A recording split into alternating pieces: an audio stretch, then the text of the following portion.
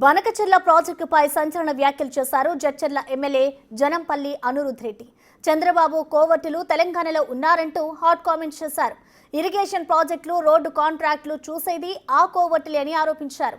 చంద్రబాబు నాయుడు కట్టే బనకచెర్ల ప్రాజెక్టును ఆపాలంటే కోవర్టులకు నీటి కలెక్షన్లు, కరెంటు కనెక్షన్లు కట్ చేయాలన్నారు. ఎమ్మెల్యే అనిరుద్ రెడ్డితో మా ప్రతినిధి Shankar face to face. Telugu రెండు రాష్ట్రాల్లో బనకచెర్ల ప్రాజెక్టు ఇష్యూ పూర్తిస్థాయిలో హాట్ టాపిక్గా నడుస్తుంది. ప్రజెంట్ మనతో ఆ ప్రాజెక్టుకు సంబంధించి మాటలు హాట్ కామెంట్ చేశారంటూ కూడా కొంత ప్రచారం జరుగుతుంది. ఈ నేపథ్యంలో మనతో జడ్చర్ల ఎమ్మెల్యే అనిరుద్ రెడ్డి ఉన్నారు. ఆయనతో మాట్లాడదాం. అన్న, ఎట్లా చూస్తారు ఈ ఇష్యూని, ఎట్లా చూస్తారు? అసలు బనకచెర్ల అంశానికి సంబంధించి మీరు మాట్లాడిన మాటల్లో నిజాలు ఏంటంటే ఏం చెప్తారు? ఎక్కడ చూసినా తెలంగాణ అన్యాయం అవుతుంది. మీరు చూస్తే కృష్ణా నీళ్లు జగన్ సీఎం ఉన్నప్పుడు మీకు తెలుసు అక్కడి నుంచి నీళ్ళు వెనకాల నుంచి తీసుకెళ్తున్నారు.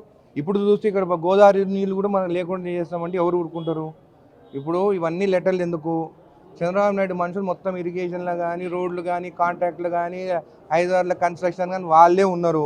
అన్నీ కట్ చేయండి, బిల్స్ అన్నీ కట్ చేయండి. వాళ్ళే చంద్రబాబు నాయుడు ఒప్పించుకొని బనకచెర్ల మొత్తం క్యాన్సిల్ చేయించుకొని వస్తారని చెప్పిన ఏం తప్పు మాట్లాడలేదు కదా.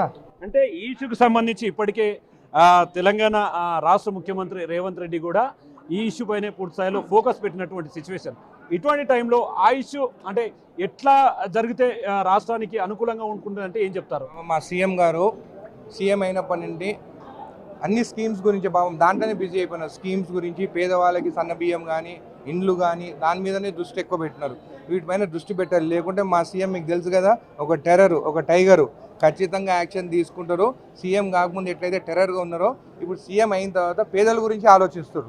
ఖచ్చితంగా దీని గురించి ఆలోచిస్తారు. ఖచ్చితంగా బనకచెర్లది క్యాన్సిల్ చేపిస్తారు. అంటే మీరు ఇంకో విషయాన్ని అన్నారు, అంటే ఉత్తమ్ అన్న లెటర్లు రాయడం కాదు, నేరుగా అక్కడ ఎవరైతే కోవర్టులుగా ఉన్నారో వారిని కూడా అక్కడ నుంచి తీసేస్తేనే మనకు ఆ న్యాయం జరుగుతుందండి. దీన్ని ఎట్లా చూడాలి? ఉత్తమ్ అన్న ఒక ప్రొఫెషనల్, ఒక ఎయిర్ ఫోర్స్ నుంచి వచ్చిన ఆయన ప్రొఫెషనల్గా పనిచేస్తారు. ఖచ్చితంగా ఆయన లెటర్స్ ఇచ్చిండు, అక్కడ కూడా స్పందించినారు ఆయనకి. మనం ఇంకా మీకు తెలుసు కదా, నేను జడ్చర్ల ఎమ్మెల్యేని, నీకు తెలుసు మేము ఎంత మాస్ ఉంటామో. మేము మాస్గానే ఆలోచిస్తాము. తెలంగాణ ఎట్లొచ్చింది? అడుక్కుంటూ వచ్చిందా లేకుంటే కొట్లాడితే వచ్చిందా? ఇది కూడా కొట్లాడితేనే అది బంద్ అవుతుంది అని చెప్తున్నారు. అంటే ఓవరాల్గా అనిరుద్ రెడ్డి ఎక్కడ చూసినా అంటే ఏదైనా సరే తెలంగాణ రాష్ట్ర వ్యాప్తంగా ఏం మాట్లాడినా హాట్ టాపిక్గా ఉంటుంది. నిజంగా హాట్ టాపిక్లో ఆంతర్యం ఏంటంటే ఏం చెప్తారు? నేను ఒకరు చెప్పింది మాట్లాడను, ఒకరు రాసి ఇచ్చింది మాట్లాడను. నా మనసుకు ఏది వస్తే అది మాట్లాడతా.